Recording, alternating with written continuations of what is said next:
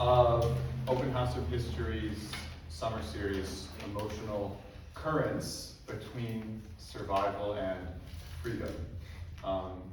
Jan and I have survived. Yeah. We are not yet free.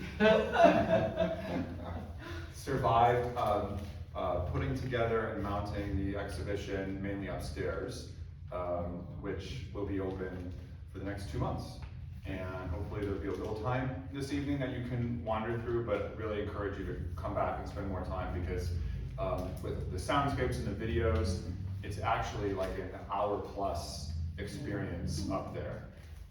So you can come back even more than one time. But tonight is just the beginning, and it's important to mark beginnings in some way. I'm going to talk briefly about the historian of Waldoboro, one historian of Waldoboro, Jasper Stahl, and what I have been calling his emotional history of Waldoboro. For those of you who don't know, Jasper Stahl wrote this monumental 2-volume history of Waldoboro. It's close to 1,000 pages, I think, total? 2 volumes? Easily. Are you sure it's not 1 million? The second one's over It 500. feels like 1 million, and we'll be discussing that. So I'm just going to talk for like 20 minutes or so, and then open it up for discussion and hear what else people have to say about history in town or in general. Was it last week or so? There was a opening day for the Waldoborough Inn, which is 2 buildings down, just on the other side of the theater here. And they had a whole day of programming, and I was walking around 6 p.m. or so, and there was a queer line dancing class happening in the lawn of the Waldoborough Inn, packed with people. Yay! And I was walking around the building and looking up towards the street and imagining this building that used to stand there but no longer stands there, called the Old North Church, the Congregational Church of Waldoboro, before Broad Bay began across the street there. And I won't go into much historical detail now, but that was the church of the elites in town. That was the church of the rich Federalist Party. They were against, broadly speaking, singing, against dancing, and they ruled the town. They controlled the political parties. They helped basically organize the town in a way both economically and politically that informed how Waldoboro reached its own economic heights in the middle of the 19th century. There were actually quite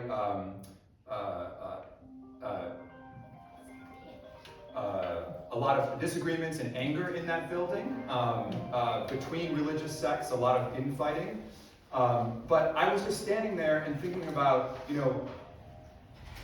how is it that this one building that used to define the entire community is completely gone, and in its place is this queer line dancing party.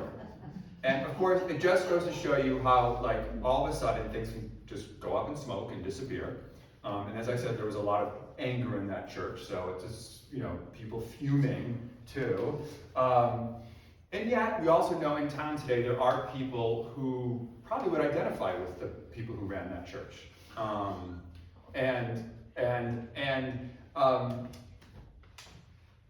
But I was wondering, like, yes, there are people who are very, very conservative and even would push others away from how they think you should live in the world and worship in the world.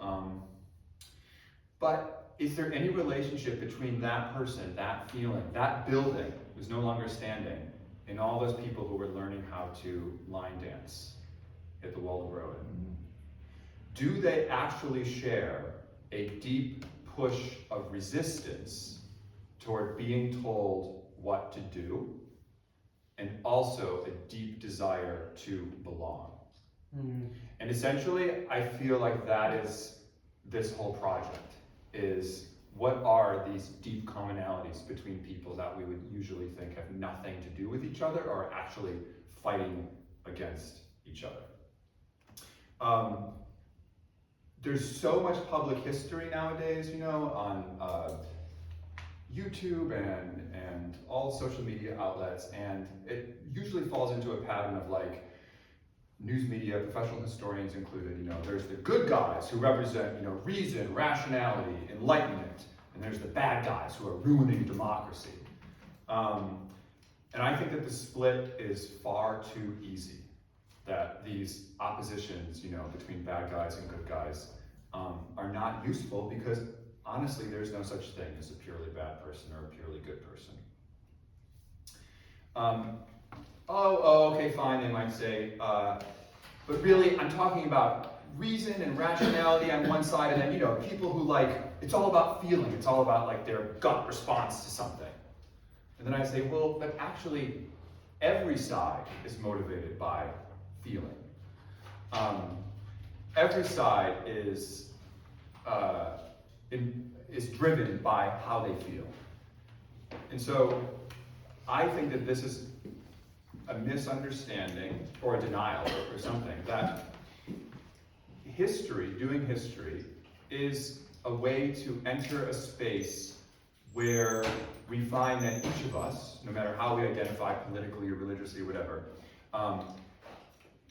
is ultimately just trying to survive and seek out their own freedom.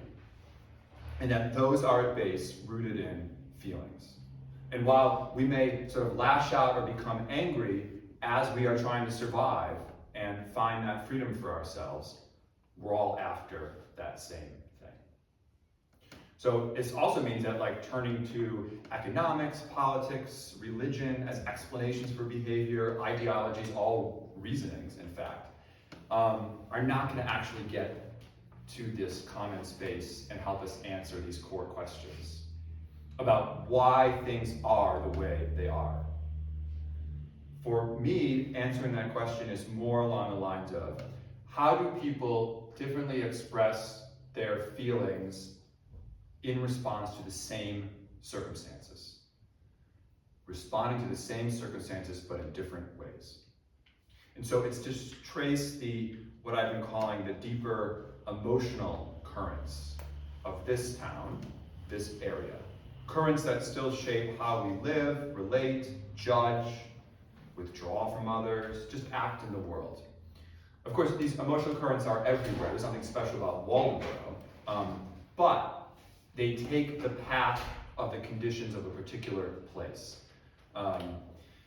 They are affected by this specificity of how a place has developed over time.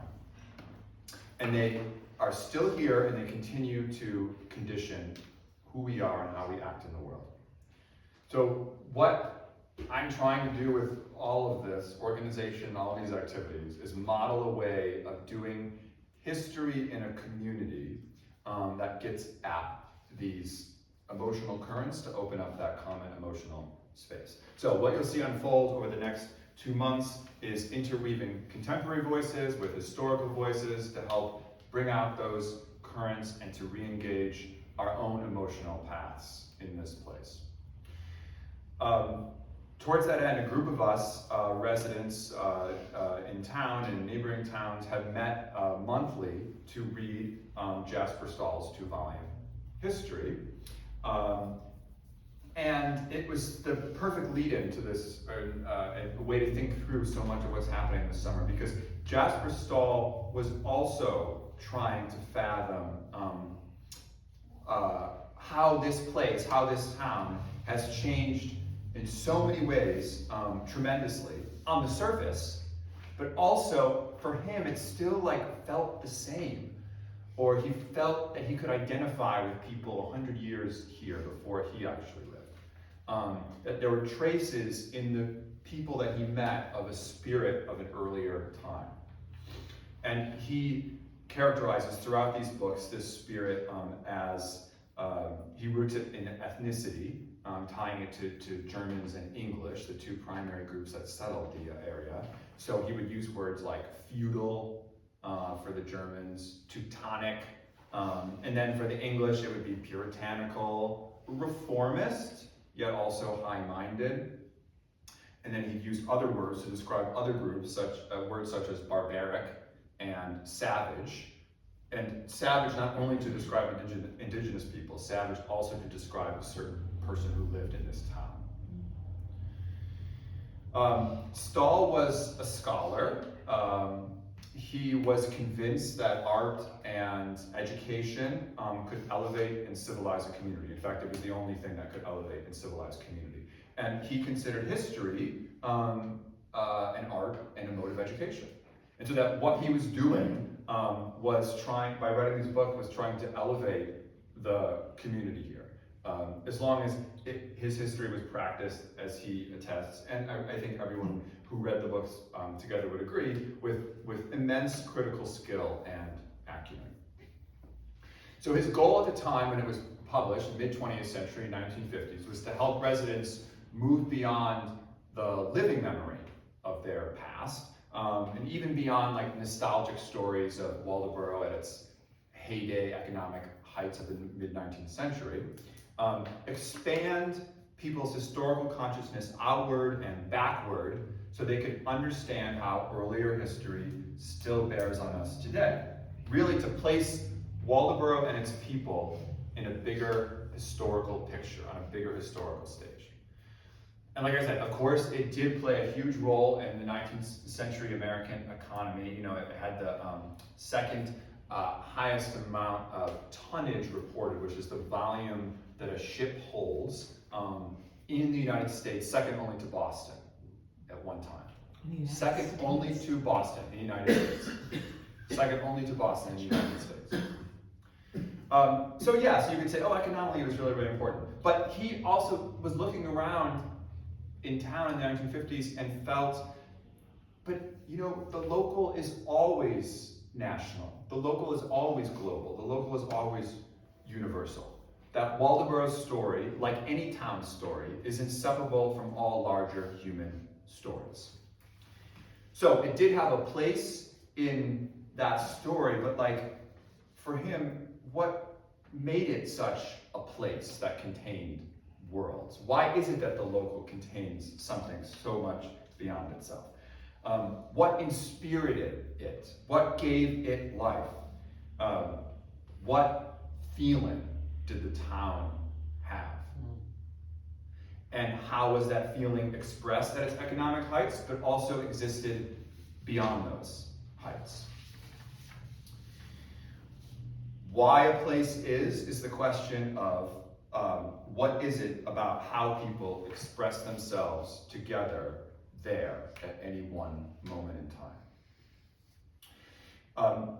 Later on in the books, he's describing Waldoboro after the Depression in the 20th century, and he says, quote, "The presence of want, distress, and danger proved a sort of shock treatment in a period of acute struggle for survival. Men and women emerged from it spiritually invigorated by the experience, more courageous, more resolute, more willing to gamble for a good future, more sensitive to the values inherent in group action, and more conscious of the real significance of team play." So that's a theory of how, when in struggle, people are able to access feelings of survival and determination. And in reading that, describing that period in the 1930s and 40s, you could also say, well, that would have described the earliest settlers in Waldoboro, or Broad Bay as it was called then, who struggled to survive, and out of that struggle gained a certain temperament and feeling that then informed the community. Then he goes on to say that it is related to that old spirit that had marshaled the town on to greatness in the period from 1790 to 1860. But after 1860, the town becomes, quote, enfeebled, blind, and helpless when the tide of the national economy set in against it. But what was different somehow after the Depression, he said, is that these people were able to not fall apart as tides continued to turn, but that they became acutely conscious of the ebb and flow of those economic tides, able to calculate the character of these forces, making for and against a good destiny, and that they were bent on shaping such forces in the creating of a stable and strong economy, end quote. So what he's saying is that, you know, these feelings take people over, and how they respond differently over time really matters for a community. And in his estimation, which is the time that he was living and published his book, they had figured it out, and they were going to respond in the right way. And he also, throughout the book, you know, describes those characteristics that you can say come about when anyone is, you know, under stress. He ties them to Germans and how they like lived this toilsome life back in Europe, and then even more so when they came here. But if we read closely, as we have as a group, it's not just about being German or any kind of blood, you know, relation. It's about industry, you know, temperance, feeling contentment with simple things, qualities that exist in the emotional fabric of a community. You could also say, well, wait a minute, isn't that like a New England thing? Like, isn't that like New England qualities? Yeah, like do it yourself, you know, don't ask for help, I can do it. But again, my point is that all of those qualities come to have a particular expression and pull in the emotional currents of a particular place. And of course, New England itself is a particular place, right? So you're already saying, well, that's not all America. So how does it then differently express itself at different scales of community? And how can it express itself in wacky ways based on the conditions of a particular place? So all of that we're going to explore in, you know, further events, lectures, just giving more like details about particular people and events all throughout the summer, things that you should be thinking about, and you prompted to upstairs and in coming discussions. To cut to the sort of the main current of our discussion as a group, and the whole idea here is that we're simply interested in how people have been wrestling with the same questions, you know, life, love, survival, belonging, authority, dignity. And how do we experiment with doing history and thinking historically that brings out those emotions? And how do we, lastly, as people, learn to sort of channel our feelings in a very productive way? And this was a major concern of Stahl's, not just in terms of the community, but in terms of particular leaders, mostly men, who helped or hurt the town. And I just want to go back briefly to a younger Jasper Stahl, and approach this question of what makes a man and what makes a good man through a letter that he wrote on August 14th, 1916 in Waldoboro when he was walking down Friendship Road here. He says, quote, and I'm trying to remember his exact age, he would have been in his 20s, I believe. He says, quote, "I could wish to fix this night forever in my memory. A gentle northwest wind, an autumn coolness, a full moon. Every vestige of murk and vapor was out of the atmosphere. The moon, its startling brightness on the earth. Everywhere light and shadow stood, a world in which night and day sought mastery. The stars were near, white clouds seemed to pass behind them, far deeper in the heavens. As I passed the old coal house on my way from church, it stood as a patriarch of old, and what an atmosphere around its aged walls. Itself an epitome of New England life, births, child voices, marriages, deaths, and a mass of daily joys and woes of humble people. Such nights fill me with a sadness I do not understand. I stand speechless and thoughtless in the presence of such beauty. I long to behold it forever. I grieve that it must pass, and that with it will pass forever those personalities and scenes which in my life have given to such a night its background of meaning." So again, he's walking down this street here from the corner south. And the coal house is what became the Jasper Stahl house, the blue house on the top of the hill across from the Sylvania factory lot, where the new park is going in. He's walking past the coal house. This letter was written 14 years before he bought that house in 1931. And like I said, before it becomes much later the Stahl farm. Nature, childhood, and the house as a figure of patriarchal memory all converge. The house itself becomes a certain kind of man, a model of cultivated stability, a container not just for his childhood, but for the entire life cycle, a feeling of quiet dignity, even a certain sense of refinement. And it holds overall a warm, motherly glow. So much is at play, in this description. A lot of feelings: nostalgia, longing, self-fashioning, who am I in the world, the question of who he will become. Again, he's in his 20s. Who else will be in that world with him? How intimately close will those people be to him? Remember, he's imagining like children's voices, partners living in the house. What kind of life and lineage of men, what kind of men will he join? How will he expand socially in the world, which is something he wrote about in journal entries before that. And what role does his personal manner, his sort of attractive finesse with words and ideas, play in the world for him? So once he buys the coal house in the 30s, he slowly restores it, which required huge amounts of time, money, and effort over the next 15 to 20 years. And I think it becomes a way of building the world that he longs for, rooted in a sort of heightened mix of early settler life and also a certain highly cultivated sensibility. He chooses to furnish his house with recreations of early American pieces and finishes, and he does not move in until 1947. And it is there, in that house, that he's rebuilt in his fashion, that he will write to completion and publish his history of Waldoboro. His history of Waldoboro, those two books, is also his building the world he longs for. A search for the feelings of the early families and how those feelings shaped a community.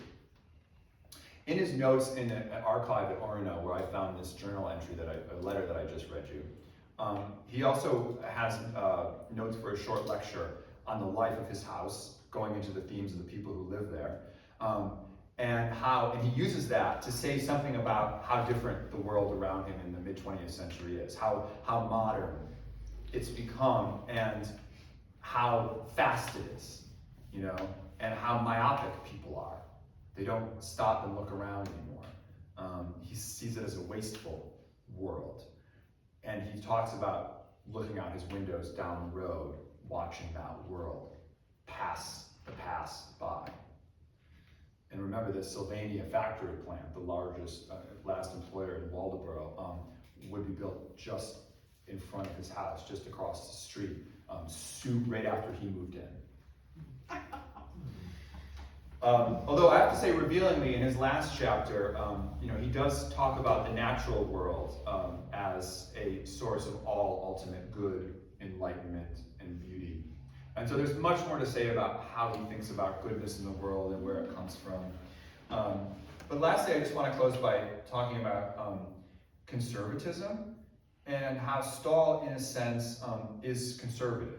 But conservative isn't not in like a reactionary or fundamentalist sense. Remember the people of the Old North Church I was describing behave in ways that we may characterize as legible in a kind of reactionary fundamentalist conservative sense today. But then I was suggesting, but those people are way more complicated, and that I would suggest everyone today, no matter how they identify, is supremely more complicated than any label would make them out to be. And thinking about conservatism through the history of Waldoboro is a way into that more complicated space. A conservatism that's about how the materials of contentment, all the parts and opportunities of a good, kind life that facilitate social cohesion and happiness, you know, the pursuit of knowledge as Jefferson understood it in the Declaration of Independence, how all of that is already here in the world around you. You just have to find it again. And I think it's a very American question. You know, how do family, friendship, religion, education, culture, building and farming skills, folk tales and stories, knit together a community that's settled and yet open to itself and others. Open to new ideas and new feelings, to an ever new world that is the frontier. That's what distinguished this new world from these old world, you know, centuries and centuries of culture. To what degree is this combination of feeling settled and yet open evident in what Stahl would call, quote, the hybrid strain of our common American culture that he felt was most strongly embodied in the people of Waldoboro. And I think that over time, Stahl begins to feel, and I do too, that society actually coheres more strongly by opening itself up within this conservative terrain, rather than seeing it as separate from those people who are like open and liberal. And it's a larger discussion, but I think it's fascinating how, you know, geography impacts all of this. The place of Waldoboro over 2.5 centuries being protected, sort of tucked away just around the bend, rather than on the open ocean.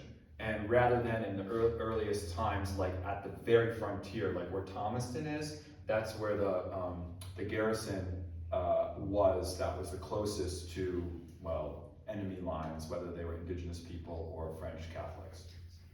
And so where we are is like one step removed, it's like the first protected zone. And I was sort of thinking about how is that about that feeling of being protected, tucked away, enter like the field of the community, and then come to be felt as like sheltered, enclosed, inward looking, things that you can see could take a kind of conservative feel, right, in any number of ways. They could become feelings of like narrowness and suspicion, but again, they also are the very root of resistance to being told what to be or what to believe, which is how I was combining the lives of that ultra-conservative in the 19th century with the queer line dancers today.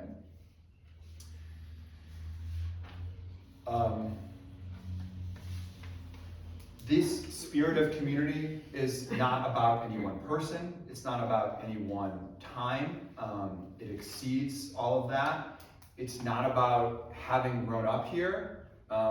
People who just moved here can tap into it because it exceeds all of those different domains.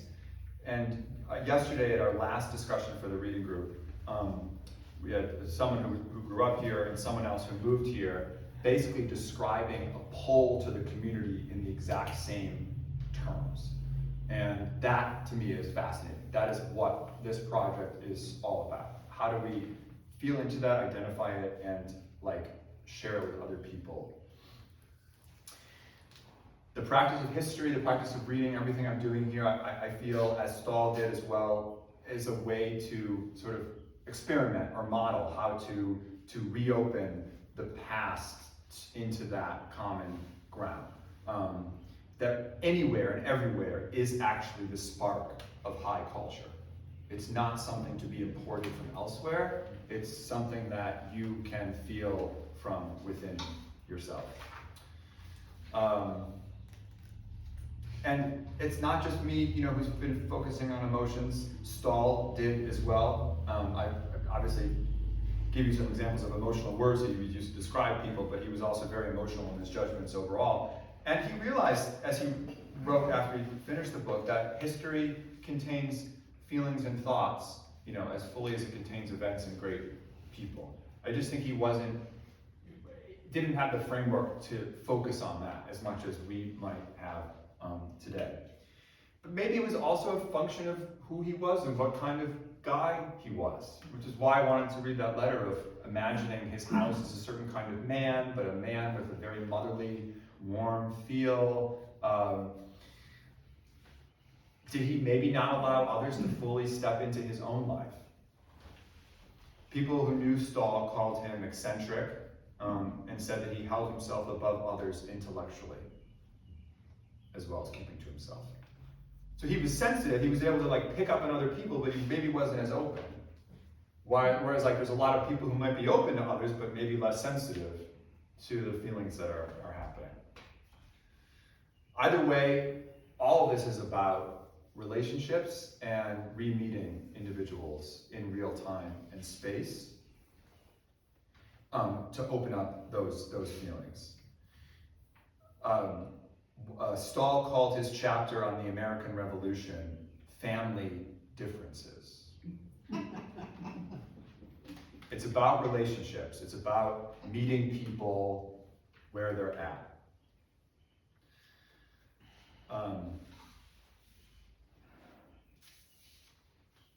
Lastly, I would say that there's been so much work about emotions recently, or in the last 50 years, in all domains of life.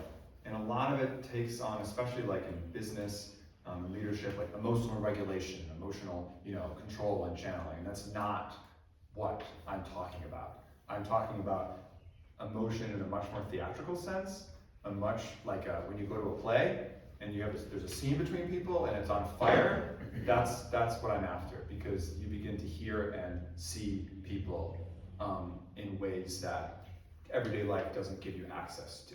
So how do we create that like heightened space of feeling upstairs, in conversation, at events, just having a discussion, and that in those ways to connect with people, or I should say to hear people more deeply.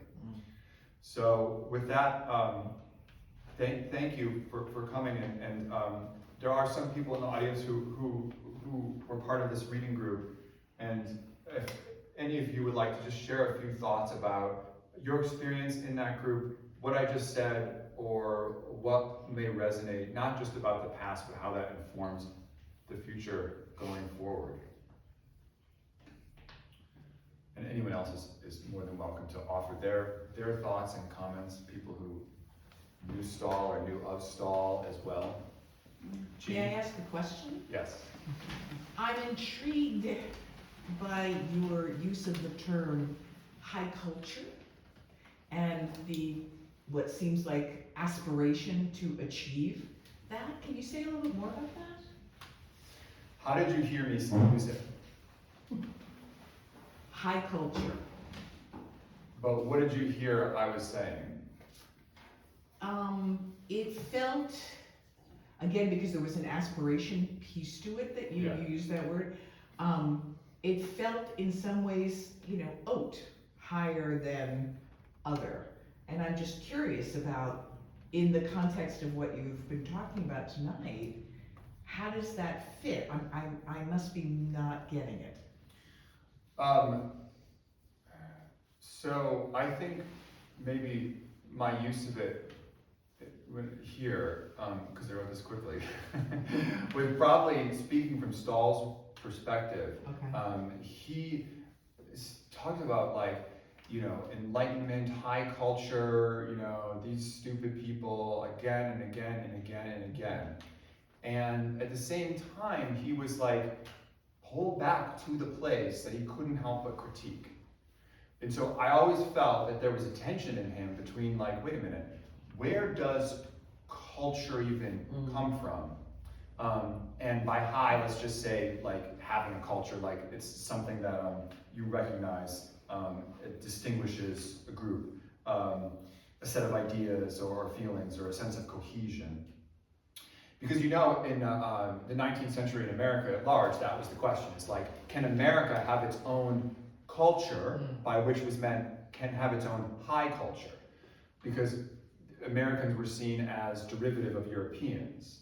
And so was it, they're just gonna have to keep importing art and culture from Europe, which was high culture, Or was there an inherent culture of people, of the folk, right? Of a certain kind of nascent sense of oneself. But then the question becomes, so is that always going to exist as a kind of like low form of culture, or is that its own high culture in and of itself? Right? Exactly.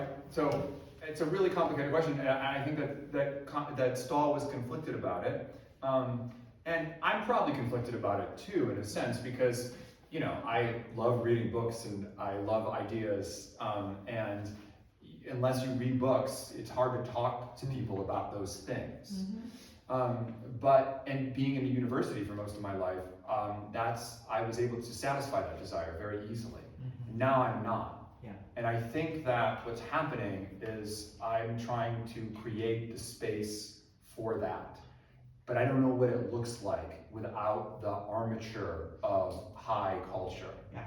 And I'm no longer content with relying on those definitions because there's so many problems and it's so insulated and it's so I'm glad to insulated. hear that. I'm glad to hear that. And so lastly, I would say my touching of high culture nowadays here is actually, I've been running with Mia Branco, the education director at the Waldorf Theater, the storytelling program.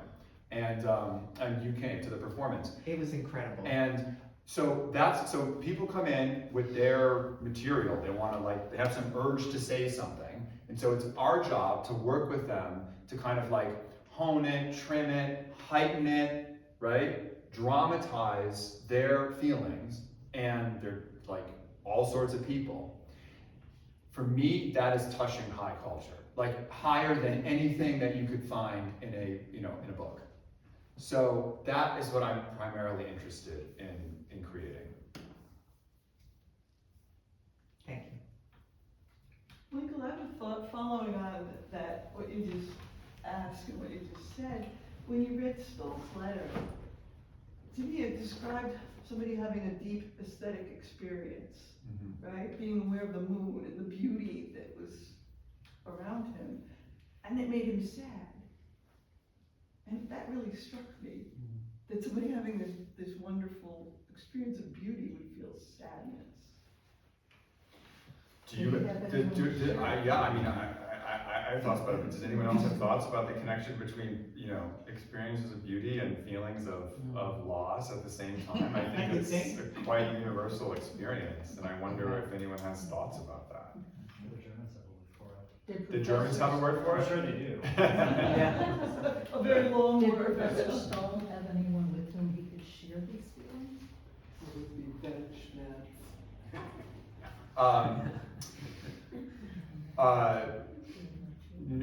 No, I don't know.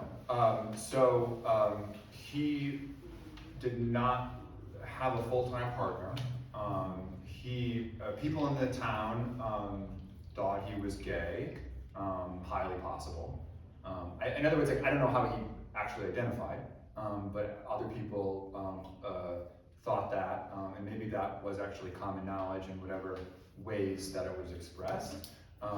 I am a historian of sexuality, and this is not this lecture, but there's a lot of material in his archives that he's talking about his attraction to men, and he is very, very judgmental of women, especially their intellectual capacity.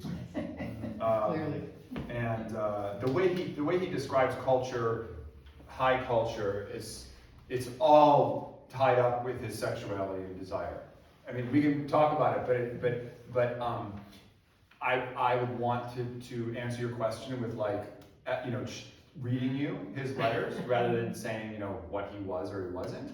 Other than to say he did not live with any partner. He lived alone in the house. And no children. And had no children, was never married, and worked most of his life in a boys' school teaching away. And the way he is identifying with, again, the question of what it means to be a man, I think is how I would sort of answer that question, because that's really where whatever his desire is interplays with how he lives in the world. I think you nailed it. you know who his friends were, who he was associating with? Well, I know one major family that he loved is the Cooney family. And why? Because he associated them with high culture. Of course. And he loved going over there Yes. and, whether for dinner or drinks or something, and like discussing ideas in art. And he mentions them by name in the books. He says, thank God for this family, because they're here, but also actually they did do a lot, invest in the community. One of them funded the building of the Waldo Theater next door. Other than that, I'm sure tons of people in town do know other people that he, socialized with, but those are the ones he mentioned in the book. Yeah, Rebecca. Yeah, Yeah. Rebecca. They're not here, but I invited a couple, and she was young. I mean, she's probably my age, so she's in her 70s, and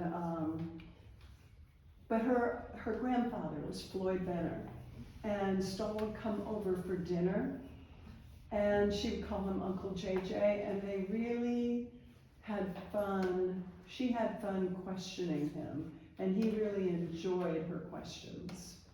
And he used to call her Little Whippersnapper or something like that, and she called him Uncle JJ. And so that was also another, they lived in the house right across from the Sproul Block, that big white wooden house.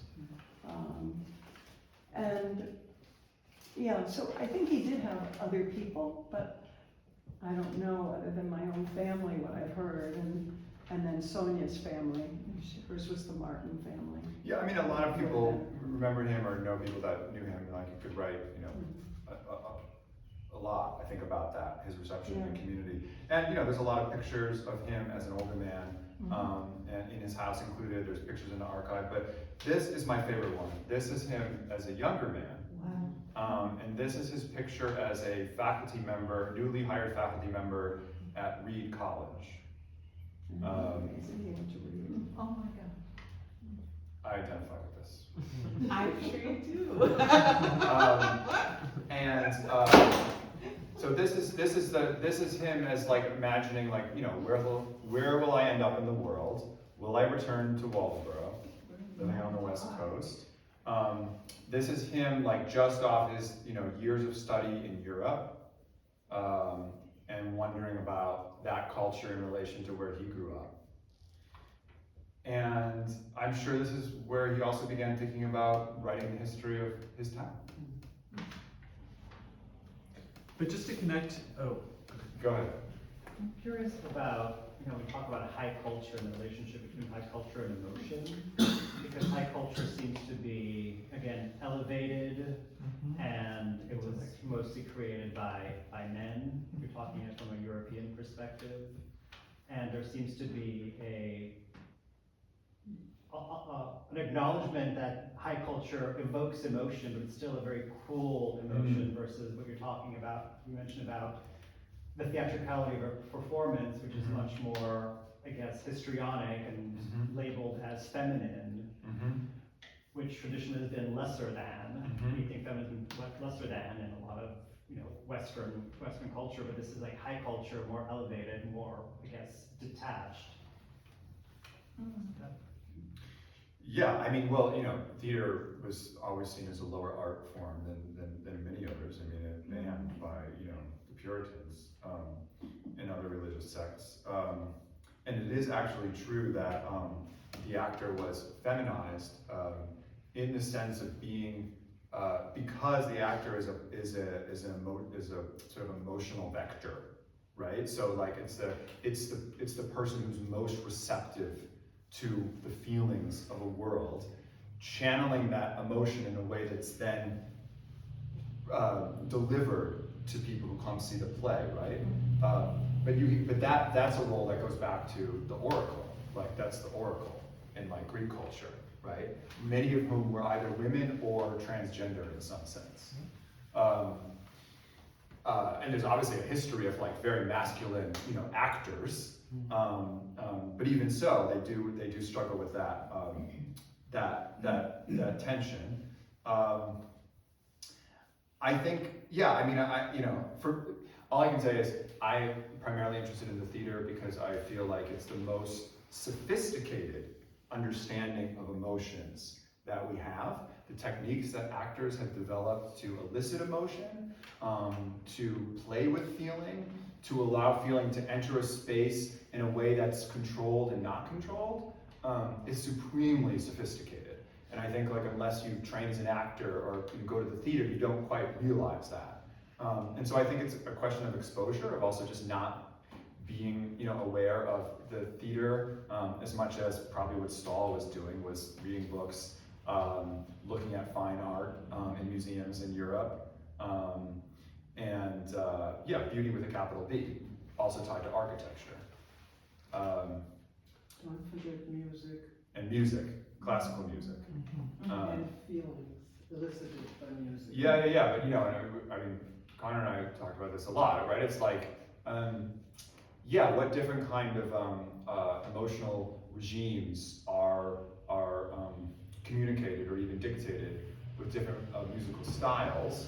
And I mean, you can connect that with how people are even supposed to behave when listening to particular styles of music, right? So if it's like classical, like everyone's really quiet and doesn't move a lot, right? Or if it's like, rock and roll or something, like you're supposed to get up and dance. Or line dancing. Or line dancing, exactly.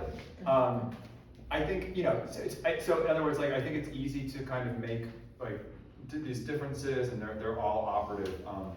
But I always read it as like, you say it's not that thing, but I think that's your way of dealing with the fact that maybe touching something that's uncomfortable for you, and so you're defining it in a way that it is not.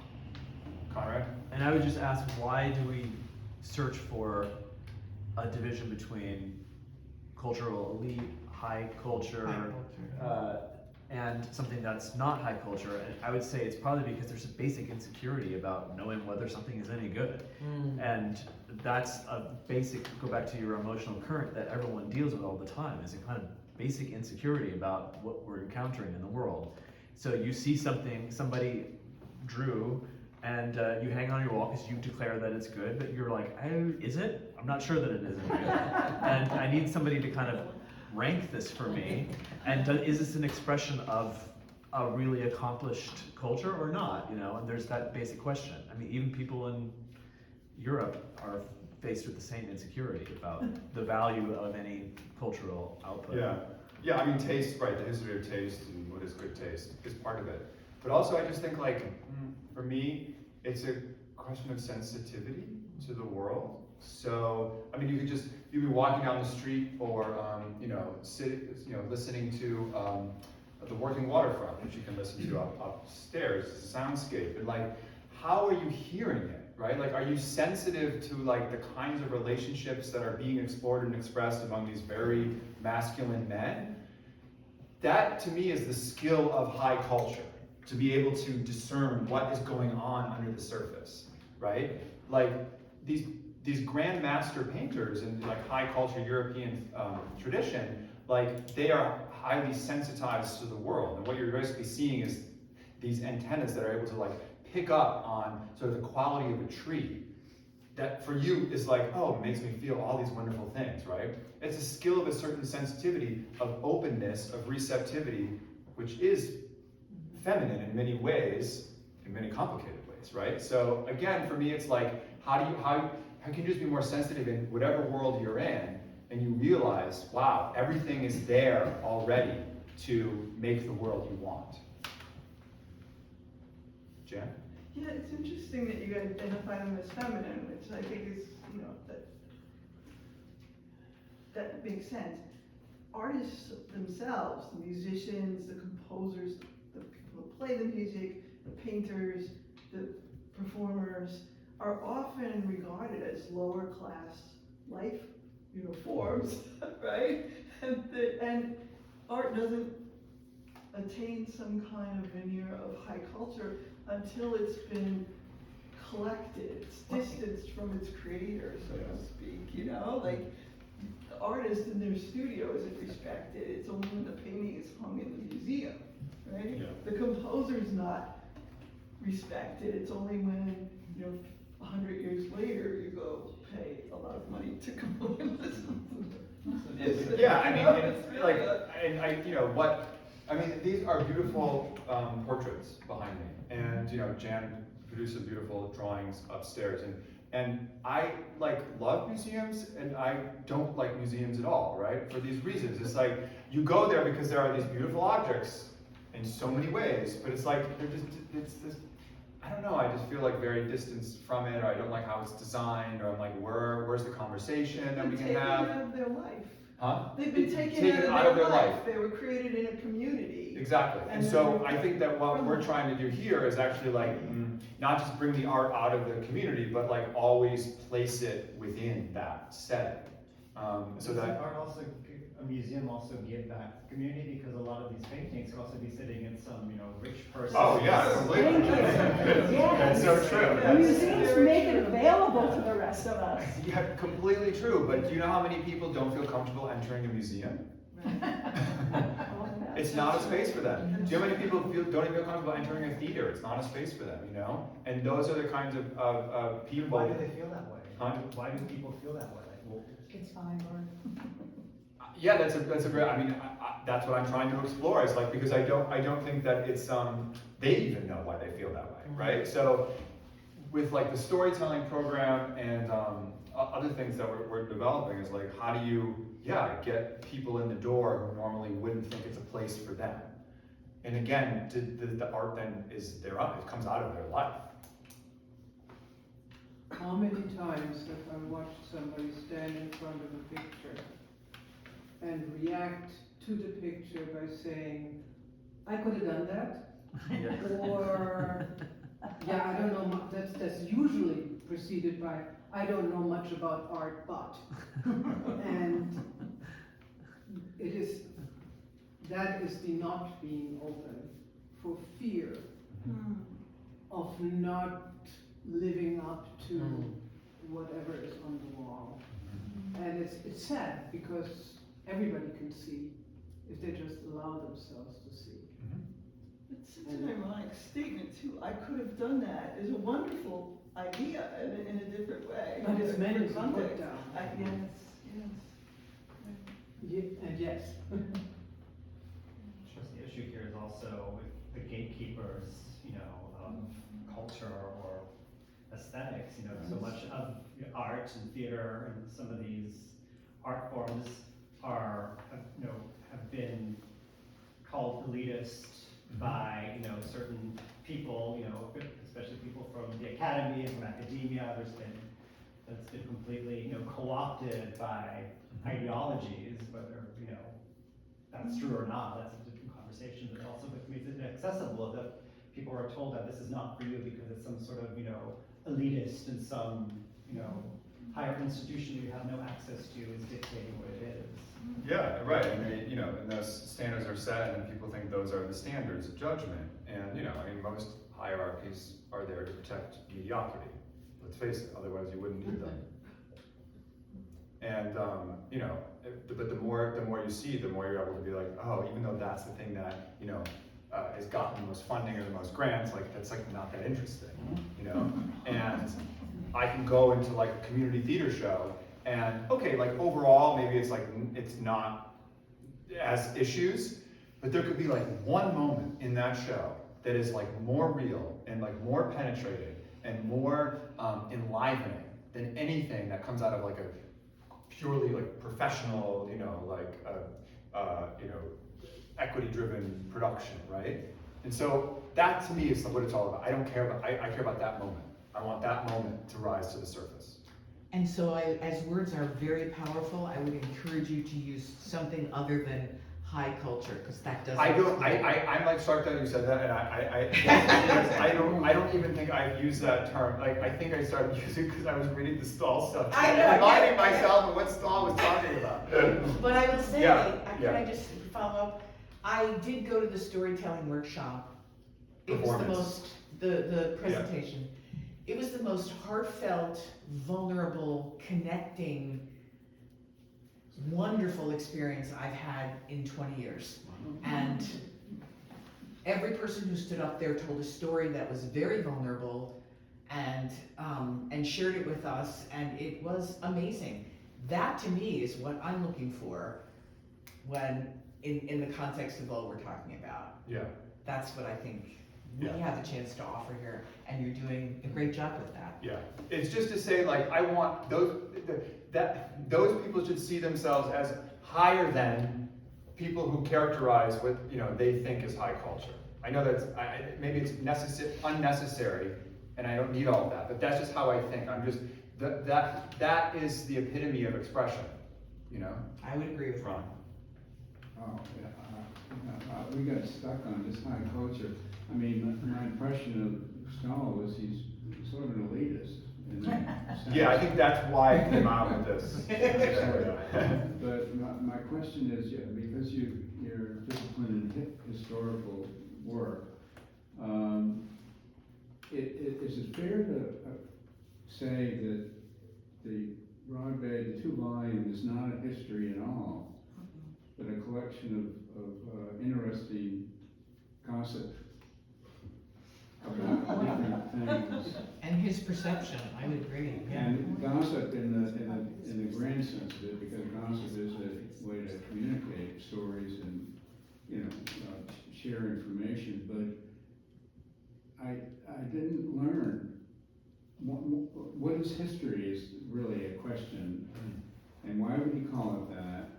And just an example, he seemed to profile the historic event of the German emigres from Rhineland. That seemed to have some traction as a historical movement and migration of those workers. I don't think he really delved into the gossip of the German experience here, and how they were used as colonial settlers to tame this land. And so, as I read the span of history, which is a marvelous piece of work, no doubt, I couldn't help contemporize the concept of colonial settlers.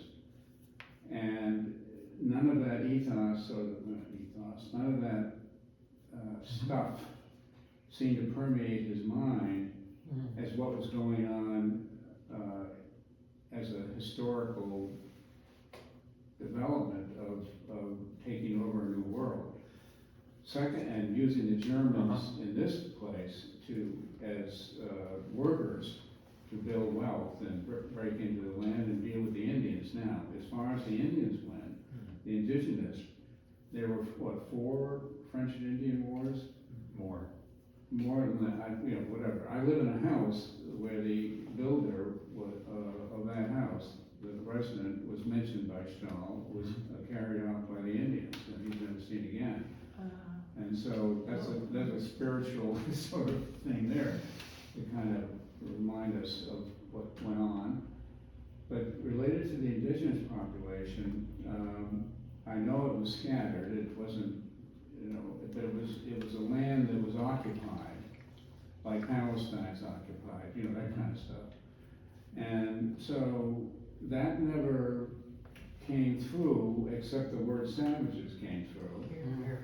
Now, he did have it in quotes, I think, the first time. Okay, right, but a few things. I mean, you were also one to say during the discussion that, and others too, that he actually took a more nuanced approach to indigenous cultures and peoples than other historians of the time. Okay, in the 1950s, right? So, let's just say, he actually spends a significant amount of time relative to what other people were writing at the time on that question. So that is a difference. And is that a difference connected to the more sensitive, refined qualities of his own manhood relative to the other male historians writing at the time who were much more brutal in relation to indigenous people? So, in other words, I think we should be reading this with our own sensitivity to how he's writing and what he's leaving out and what he's leaving in. One. Two, the lens you're bringing is a historically specific lens of thinking about how we understand the past, how we write about groups, how we distinguish groups. It's Not false, it's just an approach. And Continue, I don't entirely agree with that. yeah. And, you know, do you want more gossip or less gossip?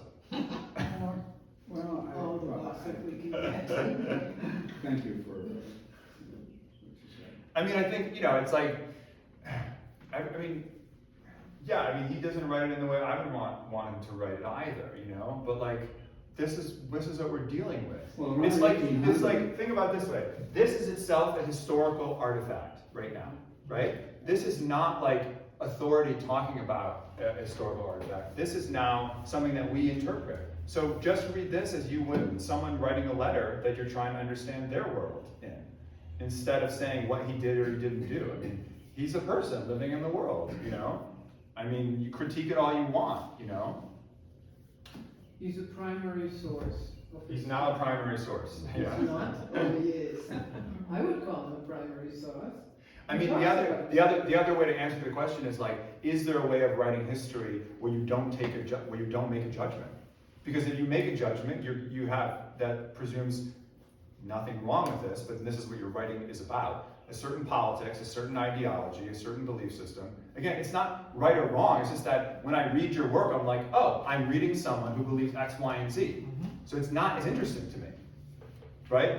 And I've been trying to develop this, all of this is a way. How do you do history in a way that's always just keeping the questions open? It's like not saying he was a bad man or a good man, or that was right or that was wrong. It's just to keep all of the questions and thus open and thus the feelings in the air. And some people are really uncomfortable by that. No, you need to say that person was wrong. You need to say that. No, I don't. You don't need to say it. You can feel that, and we can be like, why do I need to feel that person's wrong? Okay, I think I'm secure in my beliefs, but why do I need to keep reinforcing that in how I talk about something? There must be something else going on then. And the story is in your need to be reading something in a certain way.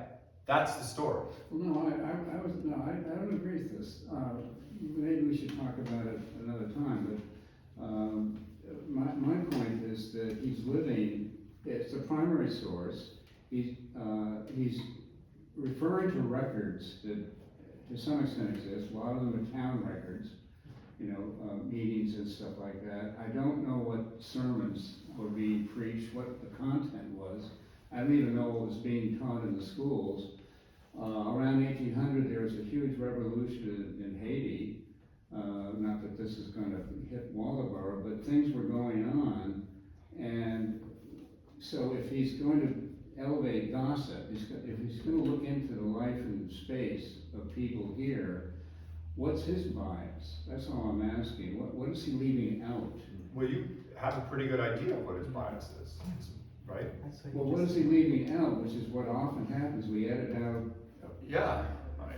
things. Yeah. And, But the other question, maybe that's let's what- just end this by saying like, but what does it mean to include someone? Because as soon as you include a voice, you're like, wait a minute, is that their true voice? Is that their authentic voice? Did you ask this person? Did you consult that person?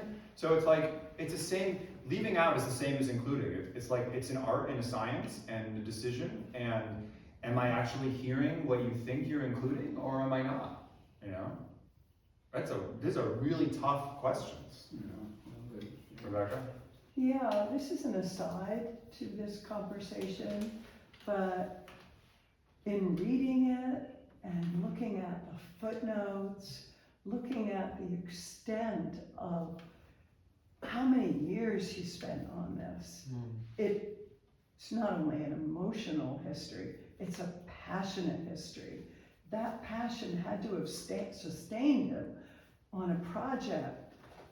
There must have been times where he thought, I don't know what I'm doing, I'm drowning in original material. And that he was able to sort it, that he was able to pursue so many leads. And while many of those records have been gone or were thrown out, it's so impressive to read and to think that someone spent that much of their time, their passion. I mean, my God, and was able to sort through the material and organize it in various chapters anyway. That's Without a what I have to computer. say. Without a computer, yeah. I think he did have help from a woman typing up. It's a little bit like Robert Caro, but he had his way. But this was his partner, right? This was his partner essentially. Yeah. And yeah, it's, knowing what it takes to, to do this, and I could fault him for, not sourcing things correctly and not citing things like, but this is like an insane amount of work, as you keep saying too, and is it better that we have this or not? I don't know. I think it's better that we have anything, personally, but, I'm looking for someone to write the following volume. Yeah. For 2026? I just wanna, Yes, you are. No, I have no skills. what time? I don't have my. Yes, you do. 6:45. Okay, great. So we should wrap up. Out of curiosity, how did his colleagues in the academic community see this particular work? So I've read some contemporaneous reviews of the publication, and some of those reviews were written by academics, and they applauded how much detail he gave to local history. Because at that point, local history wasn't really a genre of historical scholarship as it became in the late 20th century, microhistory and the other terms. It's not that people didn't write histories of their time, but they were kind of like rah-rah, PR statements about the town. Of a town. So what distinguished this is it is a critical look, relatively speaking, at a town, and it's a critical look that also tries to bring in existing scholarship on Maine, existing scholarship on New England, existing scholarship on America, and so he was applauded for that. Now he didn't ever teach at a university, although he had university degrees. He spent his life teaching the high school level. And so he probably didn't enter the conversation of scholars to the extent that he would have liked at that time. But I think it was positively received as an effort, and an important one. Do you know of any other person who has written something similar for a different area? I mean, that kind of a local. Yeah, I'm sure there are. I don't know. Obviously after, but like in the 1950s, I don't know. I mean, it's, Novelists. some of the reviews said it was absolutely unique in being that detailed account of a local, community in that way. Is that true or not? I don't know. I mean, it's like, sometimes people don't know what else is out there, but. Well, there's that Thomaston volume that we were talking about. Yeah, but that's more colloquial sounding and written, he had all these, working with all these manuscripts. Unfortunately, most of the manuscripts are gone because they're held by the families that he borrowed them from. So all this stuff could still exist that could be reread in ways that bring out the voices that he didn't bring out. They're there, and he chose to read them in certain ways. So that means that these families should, allow people to read these materials, and maybe there's all sorts of different stories that could be told that are absolutely crucial to Waldoboro, as it was and will be. Jim? I had a complete about face with the 2 volumes this morning. Oh. This morning. I had the book. What I had said last night thinking about it, had a distinct edge to it. And Ron, I appreciate you trying to soften me up a little bit. And there is an edge all through it that's withering. And I couldn't imagine how this community put up with him all those years. But then I completely saw it differently, that he has this edge. I was never able to get over Jefferson Davis having dinner across the street, for instance, because he's passionate about the community. And I see that passion was there in that letter.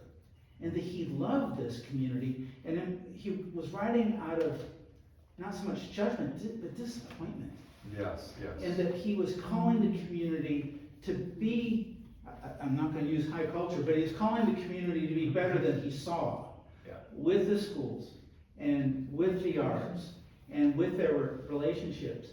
And then, driving down Friendship Road where he was walking, I realized that I'm more connected to this community than I knew. That Lucy and I bought the house 10 years ago, but it took us a while to get out of Houston and then be here for 5 years now, and I've been feeling sort of less connected. But when I see Denny Benner's house and realize how many times Denny has bailed me out, and then I see the motor pool, and after being humbled and humiliated by the old man, all the times that I had to bring in my lawnmower, and then there's Matthew out there, and I'm hoping he's wearing underwear, I'm gonna kill him. Yeah. And then there's Lake, and we're renting his goats Yeah. in a couple weeks, and then there's the guy who helped Lucy and I write our will for all of our too many children. We hope to spend it all so they get nothing. And then the guy who cuts my hair, and all of a sudden I felt much more rooted in the community than I knew, with great gratitude.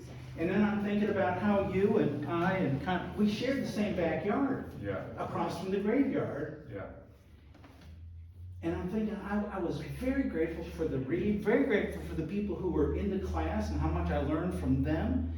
Very grateful for you stepping out of sort of like, talk about a person from away, but here it is, and we're gathered in this place, and I had just a great sense of gratitude. Thank you. Here, here.